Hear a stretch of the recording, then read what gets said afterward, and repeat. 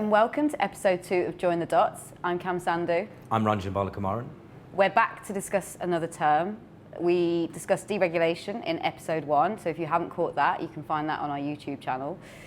This time, we're sticking with the theme of housing, and we're talking about geographical displacement, why and how it's created within our housing system.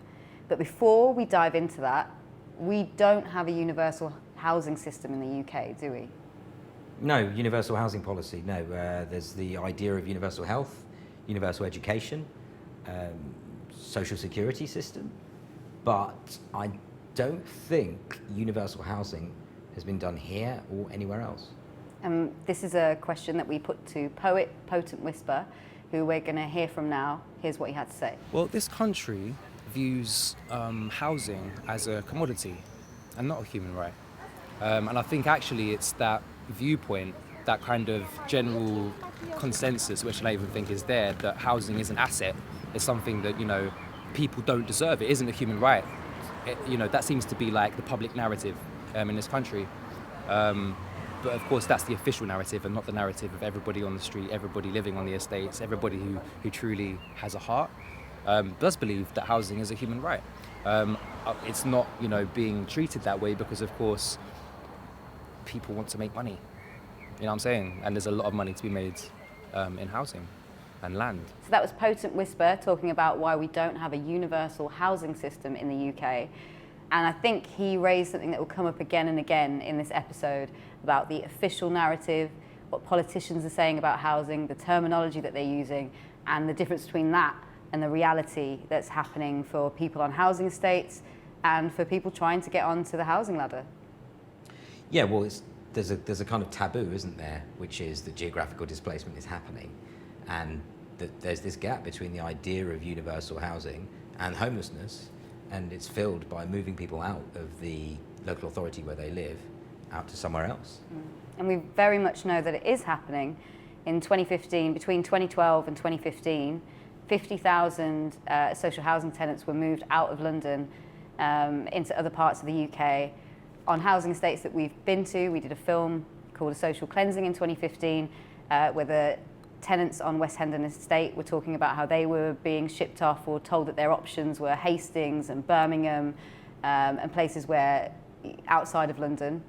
It's also something that's come up in Grenfell, residents complaining that they're being offered, there's had to be a lot of public pressure to fight for those residents to remain in the borough where they live. We're going to bring a couple of examples of the kind of ways that the official narrative is out of sync with the reality and how geographical displacement is happening underneath it.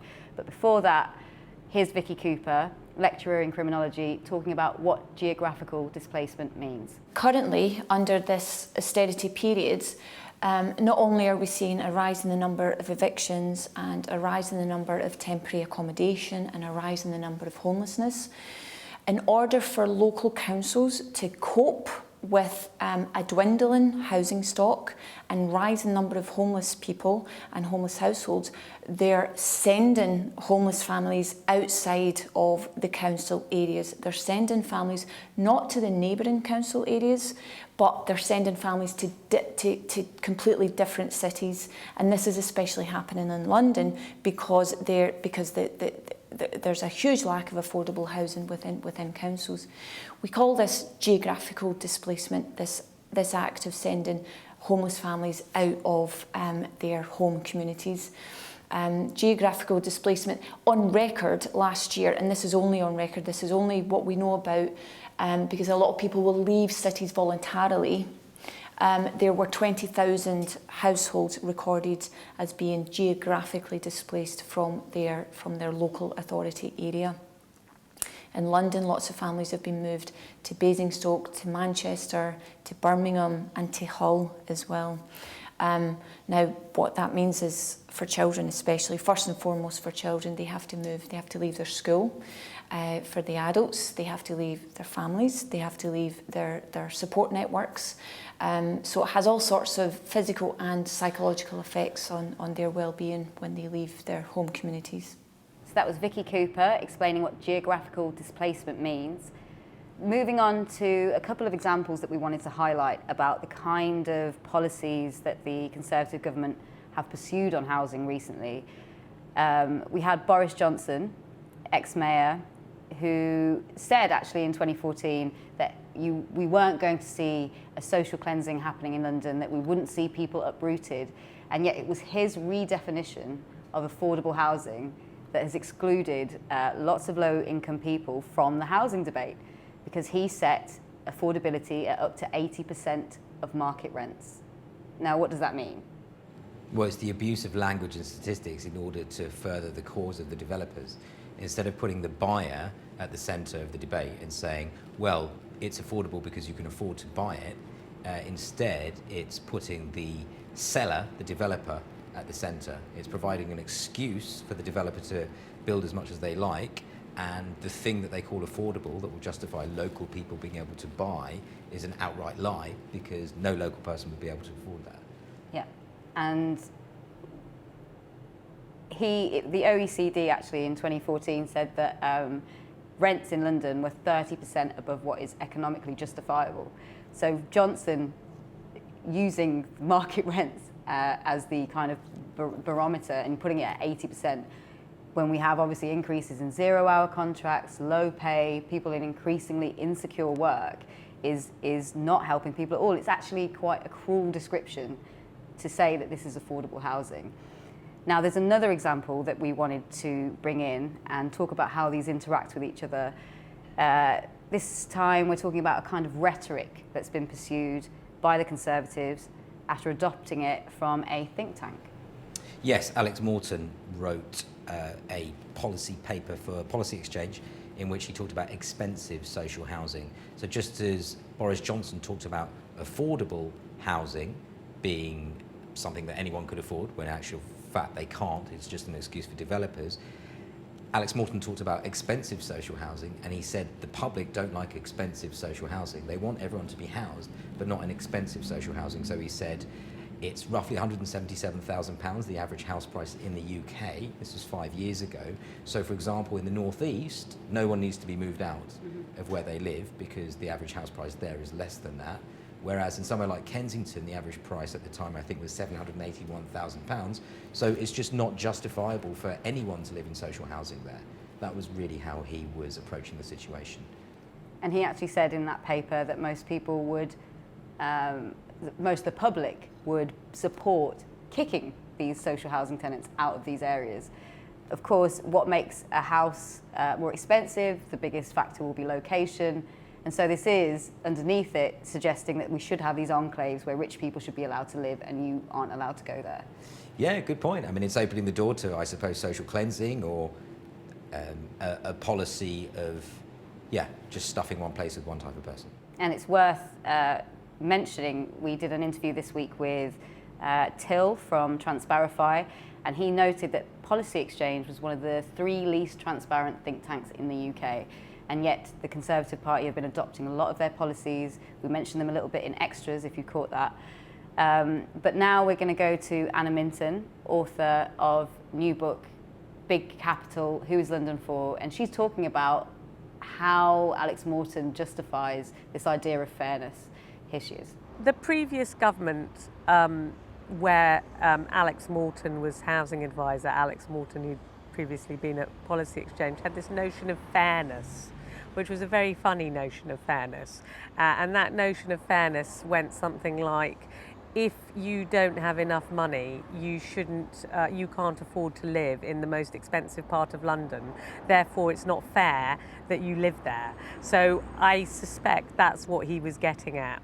When he said the public don't like expensive social housing, it was this notion somehow of fairness, that if you can't afford to live in Kensington, why was it fair that you were able to live in subsidised housing in Kensington? Well, I mean, it depends on whether or not you believe in a city which is mixed and socially balanced and diverse, or whether you want to see a hollowed out London where only very wealthy people can live in the city. That's certainly where we're moving towards, and I don't think many of the public are happy with that either.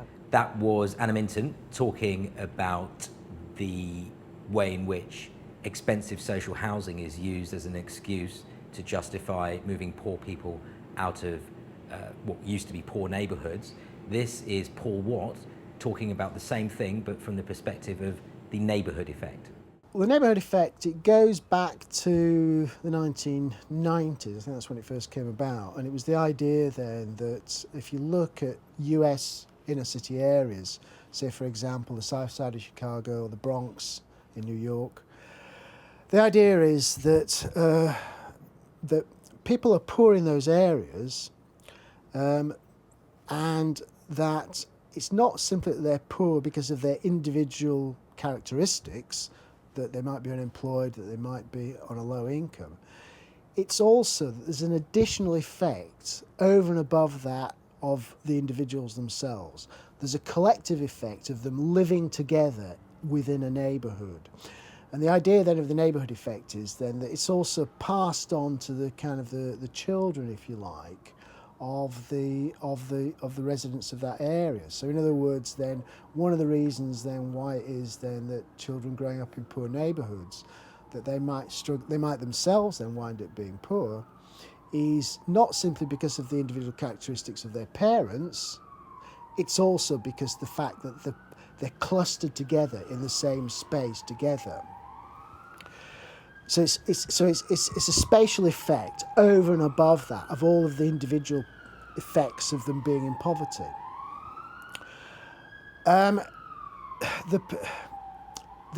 What then, as a result of that idea then, the argument then came from US urban policy, was that in order to break the neighbourhood effect, you had to spatially deconcentrate the poor.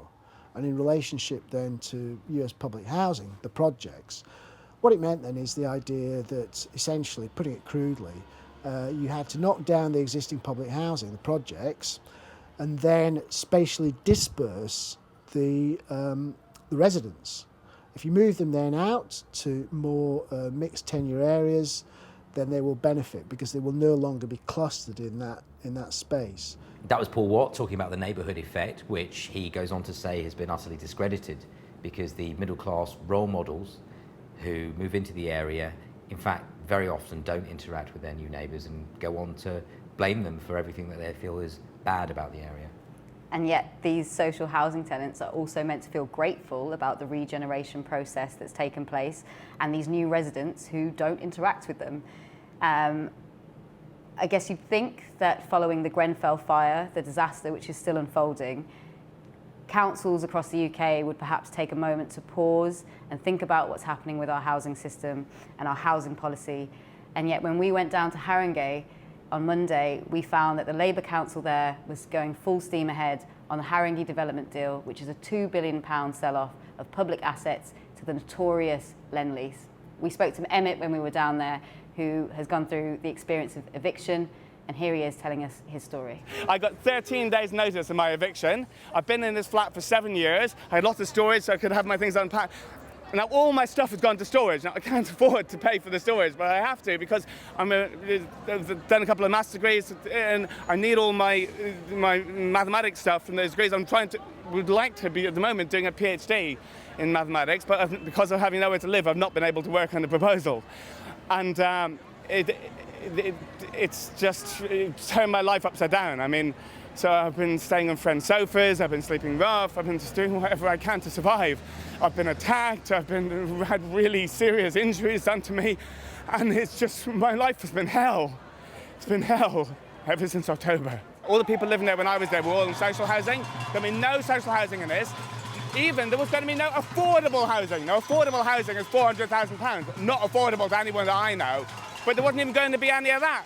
Because apparently in order for them to be able to make a profit, this company was so incompetent that they had to have only sold to basically the international super rich to use it for land banking, hoarding money, money laundering, and Airbnb, but no one to have any local roots.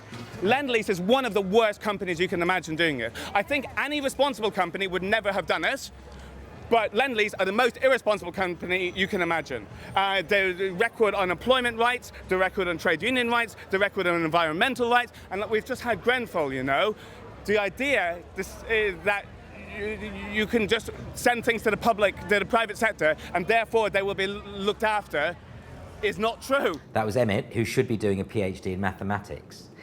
You'd have thought somebody like that would be a maths teacher or something like that, but instead this is how we're treating him. We asked Anna Minton, who is London for? London is for the foreign investor these days, ploughing large amounts of capital into safety deposit boxes in the sky.